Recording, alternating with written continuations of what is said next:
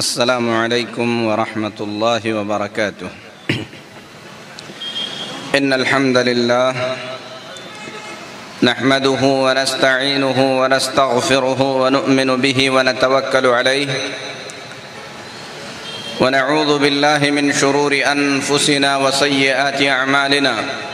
من يهده الله فلا مضل له ومن يضلل فلا هادي له وأشهد أن لا إله إلا الله وحده لا شريك له وأشهد أن محمدًا عبده ورسوله أرسله بالحق بشيرًا ونذيرًا أما بعد فإن أحسن الحديث كتاب الله وخير الهدي هدي محمد صلى الله عليه وسلم وشر الأمور محدثاتها وكل محدثة بدعة وكل بدعة ضلالة وكل ضلالة في النار۔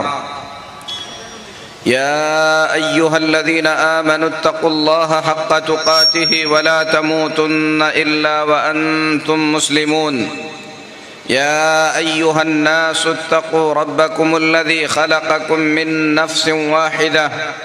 وخلق منها زوجها وبث منهما رجالا كثيرا ونساء واتقوا الله الذي تساءلون به والأرحام إن الله كان عليكم رقيبا۔ يا أيها الذين آمنوا اتقوا الله وقولوا قولا سديدا يصلح لكم أعمالكم ويغفر لكم ذنوبكم ومن يطع الله ورسوله فقد فاز فوزا عظيما۔ اما بعد، محترم اسلامی بھائیوں، معزز خواتین اسلام، اللہ تبارک و تعالی کا بے انتہا شکر اور اس کا بڑا احسان ہے کہ اللہ تبارک و تعالی نے ہم تمام کو انسانوں میں سے پیدا کیا، اور اللہ تبارک و تعالی نے نوع انسانیت کو، انسانوں کو عزت والا بنایا۔ قرآن پاک میں اللہ کا فرمان ہے وَلَقَدْ كَرَّمْنَا بَنِي آدَمَ، ہم نے آدم کی اولاد کو عزت سے نوازا۔ یہ اللہ کا احسان ہے کہ اللہ تعالیٰ نے ہم انسانوں کو عزت دی، اور اللہ تبارک و تعالیٰ کا یہ احسان ہے کہ ہم تمام کے باپ آدم علیہ السلام کو اللہ تعالیٰ نے اپنے ہاتھوں سے پیدا کیا، اپنے ہاتھوں سے بنایا۔ اللہ تعالیٰ نے آدم علیہ السلام کو پیدا کرنے کے بعد جنت میں رکھا، اس سے پہلے فرشتوں سے سجدہ کرایا، آدم سے ان کی بیوی حوا کو اللہ تعالیٰ نے پیدا کیا۔ یہ سب اللہ تبارک و تعالیٰ کی مہربانی اور اس کا احسان ہے۔ پھر اس کے بعد قرآن کے کئی مقامات پر اللہ تبارک و تعالیٰ نے آدم علیہ السلام کے واقعے کو تفصیل سے بیان کیا کہ کس طریقے سے جنت میں رکھا گیا، جنت کی تمام نعمتوں کو استعمال کرنے کی اللہ نے اجازت دی، لیکن فرمایا وَلَا تَقْرَبَا هَذِهِ الشَّجَرَةَ فَتَكُونَا مِنَ الظَّالِمِينَ، ایک درخت ہے اس کے قریب نہ جاؤ، اگر جاؤ تو ظالموں میں سے ہو جاؤ گے۔ ابلیس نے آدم علیہ السلام کو ورغلایا، وسوسے میں مبتلا کیا، قسم کھا کر یقین دلایا کہ وہ ان کا بھلا چاہنے والا ہے۔ آدم علیہ السلام اللہ کی نافرمانی کر بیٹھے، اللہ تبارک و تعالی نے آدم علیہ السلام کو جنت سے نکال دیا۔ قرآن میں کئی جگہوں پر اللہ تعالیٰ نے اس واقعے کو بیان کیا ہے۔ سورہ بقرہ کے ابتدائی آیات میں اس واقعے کو بیان کرنے کے بعد اللہ نے فرمایا قُلْ نَهْبِطُوا مِنْهَا جَمِيعًا فَإِمَّا يَأْتِيَنَّكُم مِّنِّي هُدًى فَمَن تَبِعَ هُدَايَ فَلَا خَوْفٌ عَلَيْهِمْ وَلَا هُمْ يَحْزَنُونَ۔ ہم نے کہا کہ تم یہاں سے اتر جاؤ۔ اللہ تعالیٰ نے آدم علیہ السلام کو جنت سے نکالا، آسمان پر سے زمین پر بھیج دیا۔ بھیجتے ہوئے اللہ نے فرمایا قُلْ نَهْبِطُوا مِنْهَا جَمِيعًا، ہم نے کہا کہ تم تمام کے تمام یہاں سے اتر جاؤ۔ فَإِمَّا يَأْتِيَنَّكُم مِّنِّي هُدًى، تم لوگوں کے پاس میری طرف سے ہدایت آئے گی، رہنمائی آئے گی، سیدھا راستہ بتایا جائے گا۔ فَمَن تَبِعَ هُدَايَ فَلَا خَوْفٌ عَلَيْهِمْ وَلَا هُمْ يَحْزَنُونَ، جو میری بھیجی ہوئی ہدایت کی اتباع کرے گا، میرے بتائے ہوئے راستے کے مطابق زندگی گزارے گا، اسے کسی طریقے کا کوئی ڈر نہیں ہوگا، کسی طریقے کا کوئی خوف نہیں ہوگا۔ تو اللہ تبارک و تعالی نے آدم علیہ السلام کو زمین پر اتارنے کے ساتھ ساتھ یہ بھی بتلا دیا کہ جو ہدایت، جو رہنمائی اللہ کی طرف سے بھیجی جائے گی، جو اللہ کی بھیجی ہوئی ہدایت کے مطابق زندگی گزارنے والا ہوگا، اسے ڈرنے کی ضرورت نہیں ہے، اسے غم کرنے کی ضرورت نہیں ہے۔ اللہ تعالیٰ نے اپنے وعدے کے مطابق آدم علیہ السلام کو ہدایت سے نوازا، اللہ تعالیٰ کا سیدھا راستہ اللہ نے بتلایا۔ آدم علیہ السلام کے دنیا سے چلے جانے کے بعد جب آدم علیہ السلام کی اولاد صراط مستقیم سے بھٹک گئی، سیدھے راستے سے ہٹ گئی، اللہ نے ہدایت دکھانے کے لیے، سیدھا راستہ سمجھانے کے لیے نبیوں کو بھیجنا شروع کیا۔ انبیاء علیہم الصلاۃ والتسلیم دنیا میں بھیجے گئے۔ اللہ کے ان نبیوں کے ذریعے اللہ تبارک و تعالی نے اپنے بندوں کو اپنا راستہ دکھایا۔ بہت سارے پیغمبر دنیا میں آئے، اللہ تبارک و تعالی نے ان انبیاء علیہم الصلاۃ والتسلیم پر کتابیں بھی نازل کیا۔ کچھ انبیاء کے واقعات اللہ نے قرآن میں بیان کیے، اور بہت سارے انبیاء ایسے ہیں جن کے واقعات قرآن میں بیان نہیں کیے گئے۔ اللہ کے انہی پیغمبروں کا سلسلہ ابراہیم علیہ السلام تک چلا۔ اللہ کے خلیل ابراہیم علیہ السلام نے مکہ مکرمہ میں کعبۃ اللہ کی تعمیر فرمائی۔ کعبہ کی تعمیر کے وقت ابراہیم علیہ السلام نے دعا کی، کہا ربنا وابعث فیہم رسولا منہم یتلو علیہم آیاتک وَيُعَلِّمُهُمُ الْكِتَابَ وَالْحِكْمَةَ وَيُزَكِّيهِمْ إِنَّكَ أَنْتَ الْعَزِيزُ الْحَكِيمُ۔ اے اللہ، اس سرزمین میں میری اولاد میں سے، انہی کی نسل میں سے ایک ایسا رسول مبعوث فرما، ایک ایسا رسول بھیج دے جو انہیں کتاب و حکمت کی تعلیم دے سکے، انہیں تیرے کتاب کی آیتیں پڑھ کر سمجھا سکے۔ اے اللہ، تو عزیز و حکیم ہے۔ ابراہیم علیہ السلام کی اس دعا کا اثر اللہ تبارک و تعالی نے جناب محمد الرسول اللہ صلی اللہ علیہ وسلم کو نبی اور رسول بنا کر بھیجا۔ اللہ کے پیارے نبی جناب محمد الرسول اللہ صلی اللہ علیہ وسلم اللہ کے آخری نبی اور آخری رسول ہیں۔ جو وعدہ اللہ تعالیٰ نے آدم علیہ السلام سے کیا تھا، فَإِمَّا يَأْتِيَنَّكُم مِّنِّي هُدًى فَمَن تَبِعَ هُدَايَ فَلَا خَوْفٌ عَلَيْهِمْ وَلَا هُمْ يَحْزَنُونَ، کہ میری طرف سے سیدھا راستہ تمہیں دکھایا جائے گا۔ یہ راستہ اللہ نے آدم علیہ السلام، نوح علیہ السلام، ابراہیم علیہ السلام، موسیٰ علیہ السلام، عیسیٰ علیہ السلام، تمام انبیاء کے ذریعے بتلایا، اور اس راستے کی آخری کڑی جناب محمد الرسول اللہ صلی اللہ علیہ وسلم کے ذریعے مکمل ہوئی۔ اور اللہ تعالیٰ نے جناب محمد الرسول اللہ صلی اللہ علیہ وسلم کو اس دنیا میں مبعوث کرنے کے بعد آپ پر قرآن اتارا، اور قرآن اللہ کی سب سے افضل ترین کتاب ہے، اور اللہ نے اس کتاب میں فرمایا وَلَقَدْ جَاءَهُم مِّن رَّبِّهِمُ الْهُدَىٰ، لوگوں کی طرف ان کے رب کی جانب سے، اللہ کی جانب سے ہدایت دے دی گئی ہے۔ تو میرے محترم بھائیوں، دنیا میں اللہ نے ہمیں جن نعمتوں سے نوازا ہے، اللہ کی بے شمار نعمتوں میں سے سب سے عظیم نعمت اگر کوئی ہے تو وہ قرآن مجید ہے۔ قرآن مجید اللہ کی سب سے عظیم نعمت ہے، اللہ کا سب سے بڑا انعام ہے، اللہ تبارک و تعالیٰ کا سب سے بڑا احسان ہے کہ اللہ نے ہم کو گمراہی سے بچانے کے لیے، دنیا اور آخرت کی کامیابی کا راستہ دکھانے کے لیے قرآن مجید جیسی عظیم کتاب سے نوازا ہے۔ اس کتاب پاک کا خاص اہتمام کرنا، اسے اپنی زندگی میں ایک خاص مقام دینا، اس زمین پر بسنے والے ہر انسان پر لازم اور ضروری ہے۔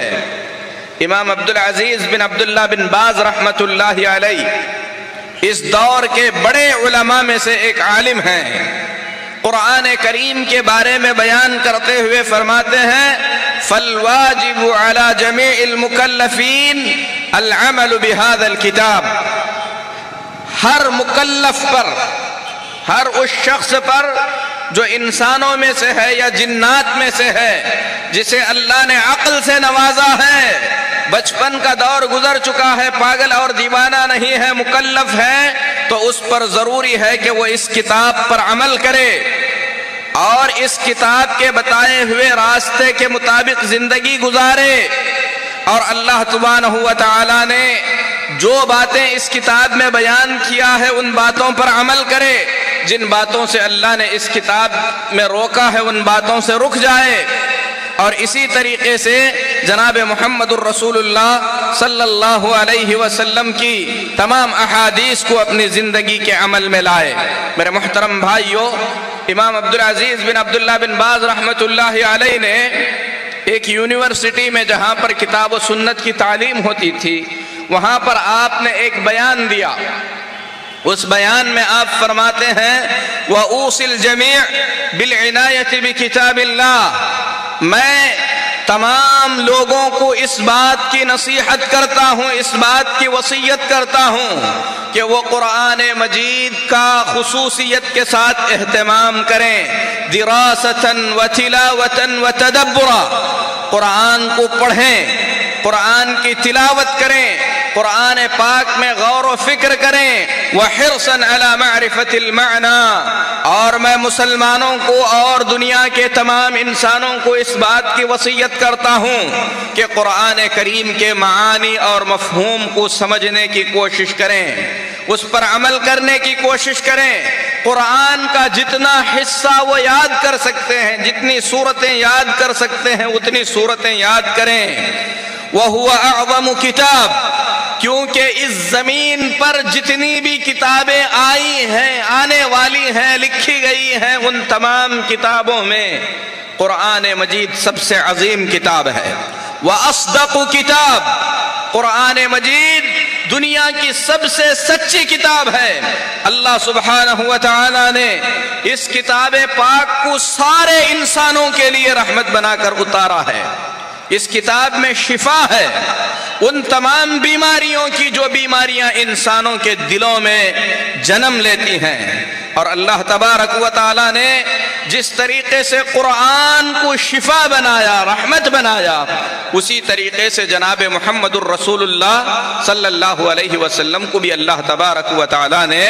رحمت بنایا ہے۔ قرآن پاک میں اللہ کا فرمان ہے یا ایھا الناس قد جاءتکم موعظۃ من ربکم وشفاء لما فی الصدور، اے لوگو، سارے انسانوں سے اللہ نے خطاب کیا، کہا کہ اے لوگو قد جاءتکم موعظہ، تمہارے پاس اللہ کی طرف سے وعظ آیا ہے، نصیحت آئی ہے، ڈرانے والی چیز آئی ہے تمہارے رب کی طرف سے، وشفاء لما فی الصدور، اور دلوں کی تمام بیماریوں کی شفا بھی آئی ہے، وَهُدًى وَرَحْمَةً لِّلْمُؤْمِنِينَ، اور ہدایت آئی ہے، سیدھا راستہ آیا ہے اور رحمت ہے مومنوں کے لیے۔ تو اللہ تبارک و تعالیٰ نے اس کتاب پاک کو شفا کہا، اس کتاب پاک کو اللہ تبارک و تعالیٰ نے رحمت کہا۔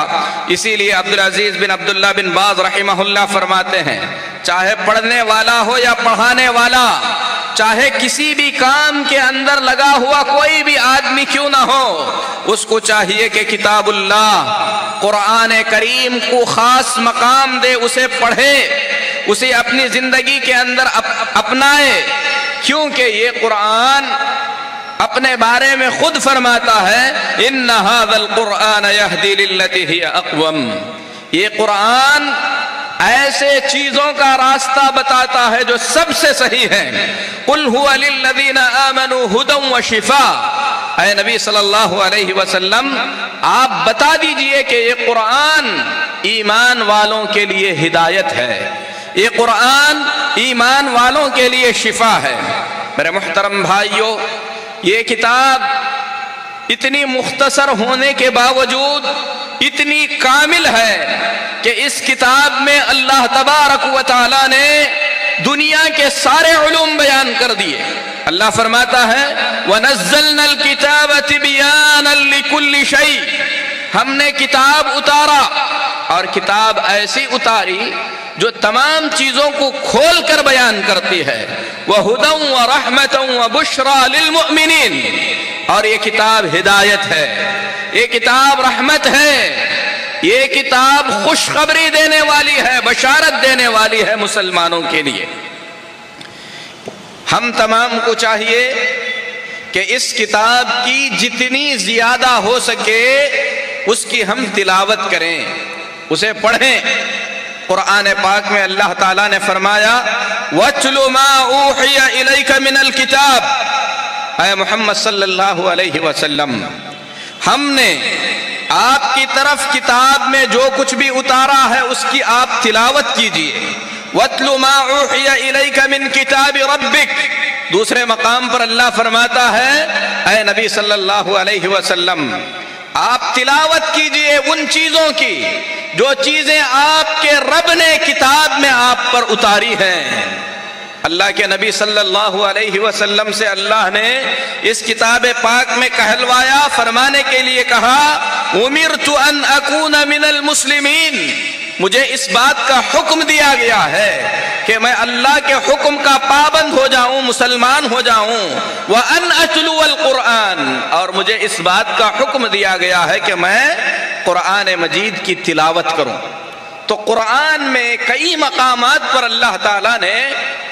قرآن پاک کی تلاوت کا حکم دیا ہے، اور اللہ کے نبی جناب محمد الرسول اللہ صلی اللہ علیہ وسلم نے فرمایا، مسلم شریف کی روایت ہے اقرأوا القرآن فإنه يأتي يوم القيامة شفيعا لأصحابه، قرآن کو پڑھو، قرآن کی تلاوت کرو، کیونکہ قرآن مجید قیامت کے دن پڑھنے والوں کے حق میں سفارش کرے گا۔ صرف قرآن مجید کا پڑھنا کافی نہیں ہے، بلکہ ایک مسلمان کو چاہیے کہ قرآن مجید کو پڑھنے کے ساتھ ساتھ قرآن مجید کے معانی اور مفہوم اور قرآن میں جو میسیج ہے، اللہ کی طرف سے جو پیغام ہے، اس پیغام میں بھی غور و فکر کرے۔ اللہ فرماتا ہے افلا يتدبرون القرآن ام على قلوب اقفالها، کیا یہ لوگ قرآن میں غور نہیں کرتے یا ان کے دلوں پر تالے لگے ہوئے ہیں؟ دوسرے مقام پر اللہ فرماتا ہے کتاب انزلناہ الیک مبارک، اے محمد صلی اللہ علیہ وسلم ہم نے آپ کی طرف جو کتاب اتاری وہ کتاب مبارک ہے، برکت والی ہے، اس کتاب میں برکتیں ہیں۔ کیوں اتاری؟ لیدبروا آیاتہ، تاکہ جسے یہ کتاب مل جائے وہ اس کتاب کو پڑھ کر اس کی آیتوں کے اندر غور و فکر کرے۔ وَلِيَتَذَكَّرَ أُولُو الْأَلْبَابِ،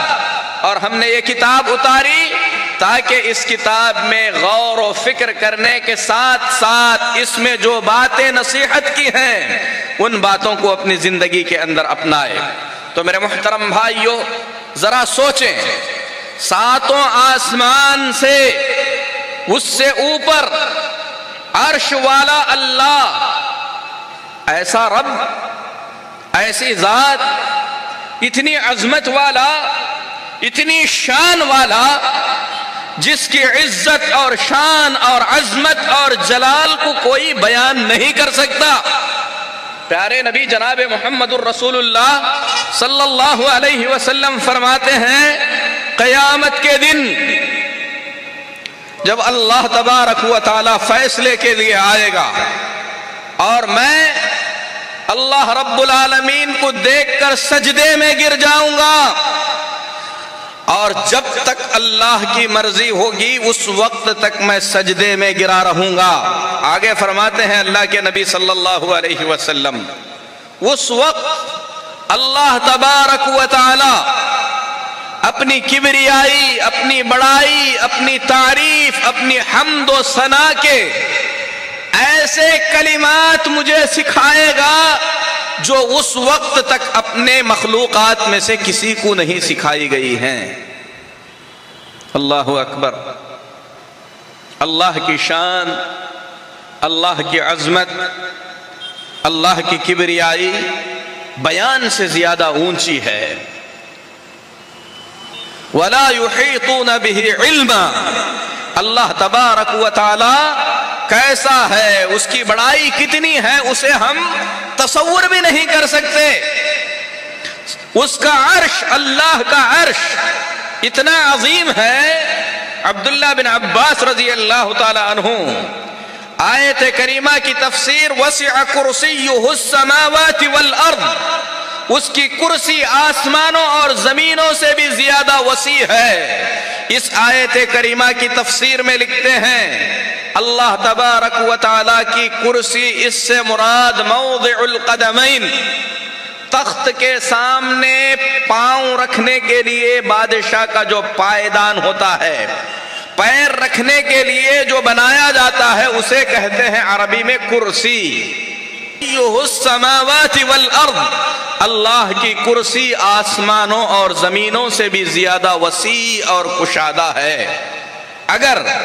ساتوں آسمانوں اور ساتوں زمینوں کو اٹھا کر اللہ کی کرسی میں ڈال دیا جائے تو ایسے لگے گا جیسے کسی کھلے میدان کے اندر کچھ سکے ڈال دیے گئے ہیں۔ والعرش لا يقدر قدره الا اللہ، اور اللہ کا عرش کتنا بڑا ہے اس کا اندازہ اللہ کے سوا کوئی نہیں لگا سکتا۔ اللہ کی عظمت ہے، اتنا عظمت والا اللہ ہم جیسے انسانوں کے لیے، ہم جیسے انسان، حقیر اور ذلیل انسان، وہ انسان جس کے بارے میں اللہ نے قرآن میں فرمایا فَلْيَنظُرِ الْإِنسَانُ مِمَّا خُلِقَ مِن مَّاءٍ دَافِقٍ يَخْرُجُ مِن بَيْنِ الصُّلْبِ وَالتَّرَائِبِ، انسان کو یہ سوچنا چاہیے کہ اسے ہم نے کس سے پیدا کیا ہے۔ ایسے پانی سے پیدا کیا ہے جو پانی اچھلتے ہوئے شرمگاہ سے نکلتا ہے۔ ایسا پانی جب انسان اپنی بیوی سے ہم بستری کرتا ہے، نکلے ہوئے پانی سے گھن کھا کر اسے پوچھتا ہے، جب تک ہاتھ نہیں دھوتا اس وقت تک کچھ کھانا گوارا نہیں کرتا۔ اللہ نے ہمیں اس پانی سے پیدا کیا، ہم ایسی مخلوق، اور اللہ اتنا عظیم، اس کی مخلوقات اتنی عظیم، فرشتے عظیم، جنت کا مالک، جہنم کا مالک، عرش کا مالک، آسمان و زمین کا مالک، جس نے انبیاء کو پیدا کیا، ہم جیسے انسانوں کے پاس کوئی پیغام بھیجتا ہے، کوئی میسیج دیتا ہے، پیغامبر کو بھیجتا ہے، کتاب نازل کرتا ہے، کتنا بد نصیب ہے وہ انسان جسے اتنے عظمت والے اللہ کا کلام ملے پھر بھی وہ اس کلام کو نہ پڑھے۔ یہ بڑی بدقسمتی ہوگی۔ اسی لیے میرے محترم بھائیوں، ہماری زندگی کے اندر اگر ہم نے قرآن نہیں پڑھا، قرآن کے معانی نہیں پڑھے، قرآن کریم کو ہم نے سمجھنے کی کوشش نہیں کی تو دنیا کی سب سے بڑی نعمت سے ہم محروم ہیں، دنیا کے ہم سب سے بڑے بد نصیب ہیں۔ ہمیں اپنے آپ پر رونا آنا چاہیے، اور جس عمر میں بھی ہیں ہم کو چاہیے کہ آج ہی ہم پختہ ارادہ کریں کہ ہم قرآن مجید کو پڑھ کر رہیں گے، قرآن پڑھنا سیکھیں گے، کیونکہ اس کی تلاوت عبادت ہے۔ اسے سمجھنے کی کوشش کریں گے کیونکہ اسے سمجھنا ہماری زندگی کی سب سے بڑی ذمہ داری ہے۔ اسے پڑھ کر سمجھنے کے ساتھ ساتھ ہم تمام پر ضروری ہے کہ اس کتاب پر ہم عمل کریں۔ اللہ فرماتا ہے وَاتَّبِعُوا مَا أُنزِلَ إِلَيْكُم مِّن رَّبِّكُمْ، تمہاری رب کی طرف سے تمہارے لیے جو کچھ بھی ہم نے اتارا ہے تم ان باتوں کو مانو، ان کی اتباع کرو۔ وَلَا تَتَّبِعُوا مِن دُونِهِ أَوْلِيَاءَ، اسے چھوڑ کر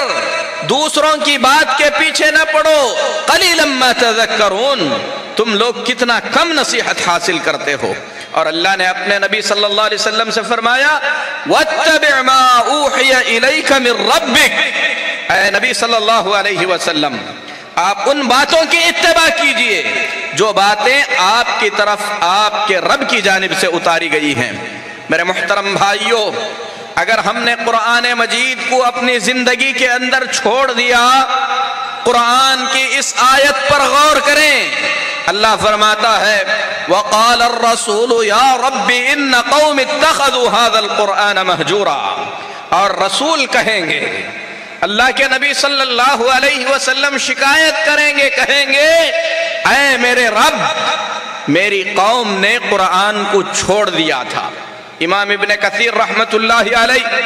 اس آیت کریمہ کی تفسیر میں لکھتے ہیں اس کا مطلب یہ ہے کہ اللہ کے نبی صلی اللہ علیہ وسلم جب لوگوں کے سامنے قرآن پڑھ کر سناتے تھے تو مشرکین مکہ اللہ کے نبی صلی اللہ علیہ وسلم کی تلاوت کو سننا نہیں چاہتے تھے۔ قرآن میں اللہ نے فرمایا وَقَالَ الَّذِينَ كَفَرُوا لَا تَسْمَعُوا لِهَذَا الْقُرْآنِ وَالْغَوْا فِيهِ لَعَلَّكُمْ تُغْلَبُونَ، کافروں نے کہا اس قرآن کو مت سنو، جب قرآن کی تلاوت ہو زور سے شور کرو، آوازیں کرو، چیخو اور چلاؤ تاکہ اس قرآن کو سنا نہ جائے، اگر ایسا کرو گے تو تم لوگ غالب آ جاؤ گے۔ امام ابن کثیر رحمت اللہ علیہ فرماتے ہیں قرآن کو چھوڑ دینا، قرآن کو پسے پشت ڈال دینا، قرآن کریم پر عمل نہ کرنا، اس کا مطلب کیا ہے قرآن کو چھوڑنے کا؟ قرآن کریم کو چھوڑنے کا ایک مطلب یہ ہے کہ جب تلاوت ہو رہی ہو تو اس وقت ہم شور و شرابہ کرنے لگیں، یہ مشرکوں کی عادت ہے، اس سے بچنا چاہیے۔ دوسرا مفہوم یہ ہے کہ آدمی قرآن پر ایمان نہ لائے، قرآن کی باتوں کو سچا نہ سمجھے، اور جو شخص قرآن پر ایمان نہ لائے، قرآن کی توہین کرنے کے لیے یا قرآن سے اپنے آپ کو دور رکھنے کے لیے قرآن کی جب تلاوت ہو رہی ہو شور و شرابہ کرنے لگے تو اہل علم کہتے ہیں کہ وہ مسلمان نہیں ہو سکتا۔ قرآن کا چھوڑنا اس کا ایک مطلب یہ ہے کہ آدمی قرآن میں غور و فکر چھوڑ دے۔ آج ہم میں سے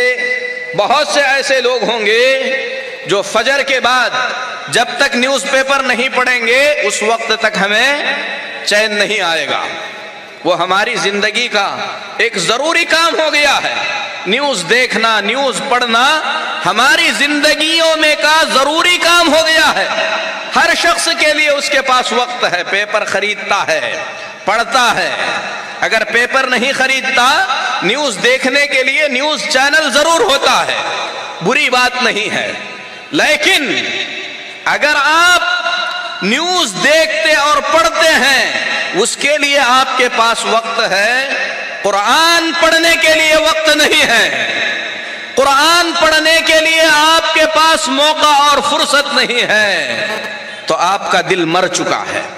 آپ دنیا کی سب سے بڑی نعمت، اللہ کے سب سے بڑے انعام سے آپ محروم ہیں۔ آپ کو رونا چاہیے،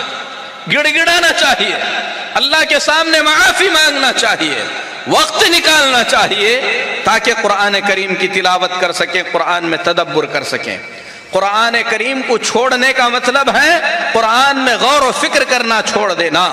ایک مطلب یہ بھی ہے کہ آدمی قرآن پر عمل کرنا چھوڑ دے۔ آگے فرماتے ہیں امام ابن کثیر رحمہ اللہ،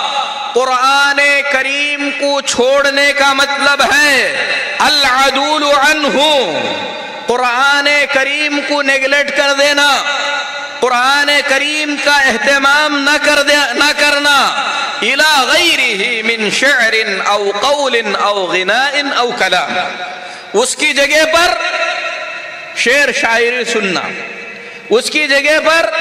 گانے سننا، اس کی جگہ پر دوسروں کی باتیں سننا، اس کی جگہ پر دوسری کسی بھی چیز کے اندر مشغول رہنا۔ اللہ کی قسم، اگر کوئی مسلمان اپنی زندگی کے اندر قرآن کو چھوڑ کر، قرآن کو چھوڑتے ہوئے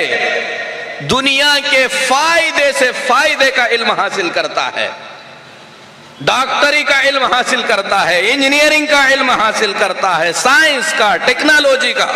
لیکن اس کی زندگی میں قرآن کو پڑھنے اور سمجھنے کے لیے وقت نہیں ہے، تو اس سے بڑا بدبخت دنیا کے اندر کوئی نہیں ہے۔ آپ جو بننا چاہتے ہیں بنیے، ڈاکٹر بنیے، انجینئر بنیے، سائنسدان بنیے، جو بننا چاہتے ہیں بنیے، لیکن اس سے پہلے آپ اللہ کے کلام کو اس کا مقام دیں گے، قرآن کو اس کا مقام دیں گے، اپنی زندگی میں قرآن کے لیے وقت ضرور نکالیں گے۔ امام ابن القیم رحمت اللہ علیہ فرماتے ہیں، قرآن کو نہ سننا، قرآن پر ایمان نہ لانا، قرآن سے حلال اور حرام کو نہ سمجھنا، جب اختلاف ہو جائے تو اپنے فیصلے قرآن کو چھوڑ دیا۔ ہو گیا ٹائم،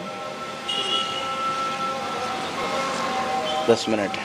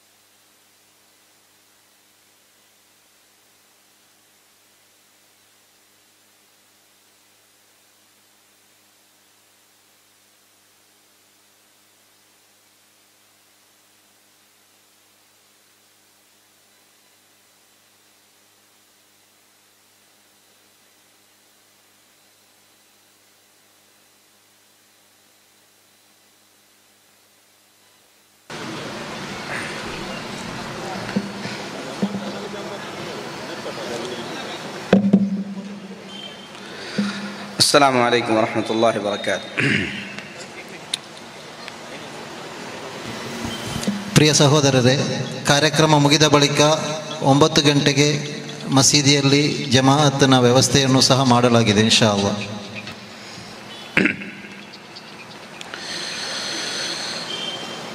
امام ابن القیم رحمت اللہ علیہ فرماتے ہیں، قرآن کریم کو چھوڑ دینا جس کا ذکر اللہ نے کتاب میں کیا، وقال الرسول یا رب ان قوم اتخذوا هذا القرآن مہجورا، کہ رسول نے کہا اے میرے رب، میری قوم نے قرآن کو چھوڑ دیا۔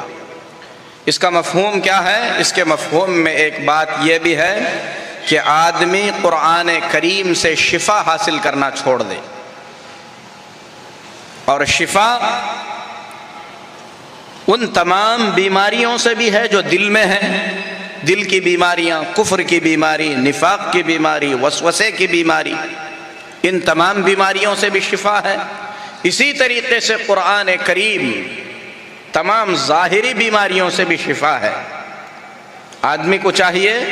کہ جس طریقے سے اپنی بیماریوں کا علاج آدمی ہاسپٹل میں کراتا ہے، دوا سے کرتا ہے، علاج کرتا ہے، اسی طریقے سے قرآن کریم سے بھی اپنی بیماری کا علاج کرے، قرآن پڑھ کر دم کرے۔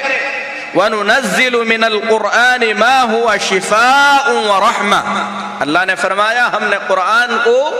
شفا اور رحمت بنا کر بھیجا ہے۔ پورا قرآن شفا ہے۔ آپ قرآن کی کوئی بھی آیت پڑھ کر کسی بھی مرض کے لیے دم کر سکتے ہیں۔ آپ کا ایمان جتنا مضبوط ہوگا،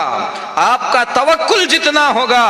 آپ کو اللہ کی ذات پر اور اللہ کے کلام پر جتنا بھروسہ ہوگا، اللہ تبارک و تعالی ہر بیماری سے آپ کو اتنی ہی جلد قرآن کے ذریعے شفا عطا فرمائے گا۔ اسی طریقے سے میرے محترم بھائیو، قرآن جیسی عظیم نعمت ہمارے بیچ موجود ہے،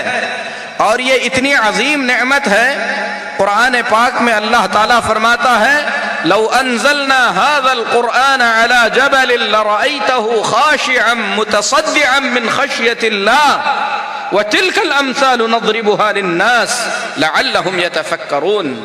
اگر اس قرآن مجید کو پہاڑ پر اتارا جاتا، اللہ کی خشیت سے، اللہ کے خوف سے پہاڑ ریزہ ریزہ ہو جاتا، ریت میں تبدیل ہو جاتا۔ یہ ایسی مثالیں ہیں جو ہم لوگوں کو اس لیے بیان کرتے ہیں لعلہم یتفکرون، تاکہ وہ قرآن میں غور و فکر کریں۔ آج کیا بات ہے، ہم لوگ ہر دن قرآن سنتے ہیں، جو نماز پڑھتے ہیں ہر دن قرآن کی تلاوت سنتے ہیں، لیکن ہمارے دل کیوں نہیں کانپتے، ہمارے اندر تبدیلی کیوں نہیں آتی؟ اللہ فرماتا ہے وَلَوْ أَنَّ هَذَا الْقُرْآنَ سُيِّرَتْ بِهِ الْجِبَالُ أَوْ قُطِّعَتْ بِهِ الْأَرْضُ أَوْ كُلِّمَ بِهِ الْمَوْتَى، یہ وہ قرآن ہے جس کے ذریعے پہاڑوں کو چلایا جا سکتا ہے، جس کے ذریعے زمین کو پھاڑا جا سکتا ہے۔ اس قرآن میں اتنی طاقت ہے کہ اس کے ذریعے مردوں سے بات کروائی جا سکتی ہے، لیکن یہ قرآن ہمارے دلوں کے اندر اثر کیوں نہیں کرتے؟ قرآن میں اللہ فرماتا ہے قُلْ آمِنُوا بِهِ أَوْ لَا تُؤْمِنُوا، اے نبی صلی اللہ علیہ وسلم کہہ دیجئے تم لوگ ایمان لاؤ یا نہ لاؤ، إِنَّ الَّذِينَ أُوتُوا الْعِلْمَ مِنْ قَبْلِهِ إِذَا يُتْلَى عَلَيْهِمْ يَخِرُّونَ لِلْأَذْقَانِ سُجَّدًا، تم سے پہلے جو لوگ تھے انہیں جب قرآن سنایا جاتا تھا تو وہ لوگ سجدے میں گر جاتے تھے اور کہتے تھے سبحان ربنا ان کان وعد۔ یہ معنی اور مفہوم جو میں بتا رہا ہوں، علماء دین میں سے کس عالم نے یہ معنی بیان کیا ہے؟ اپنی عقل سے، اپنی سوچ سے آدمی قرآن کی تفسیر کرنے کی کوشش نہ کرے، یہ بہت بڑی غلطی ہے۔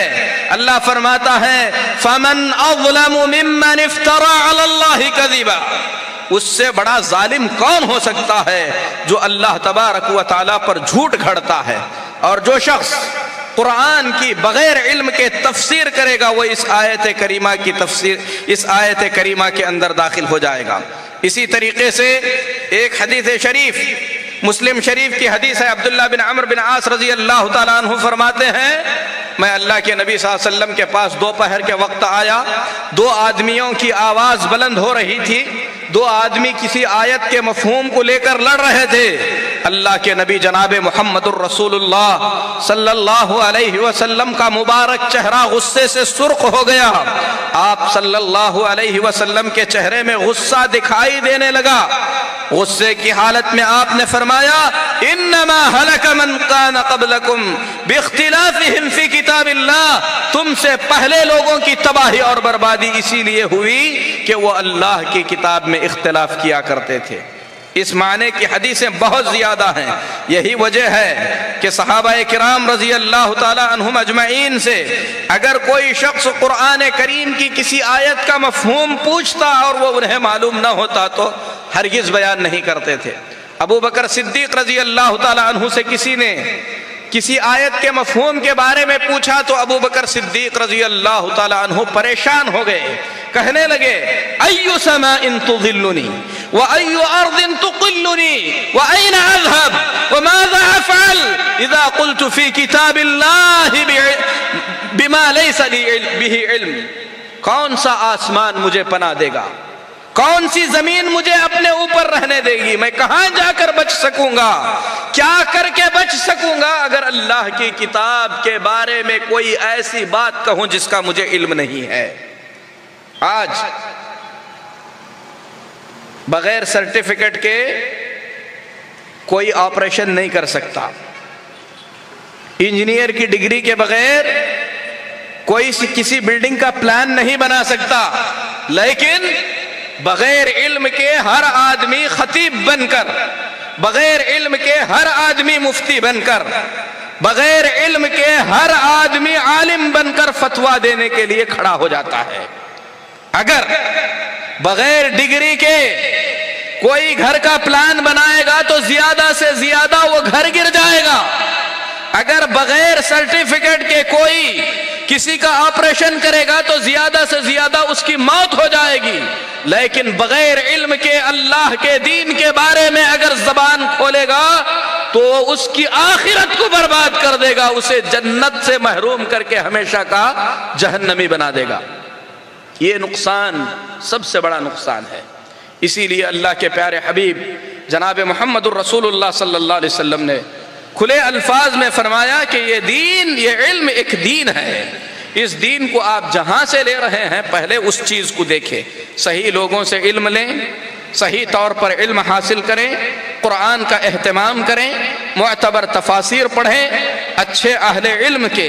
جو ترجمے ہیں ان ترجموں کو پڑھیں، اپنی رائے سے،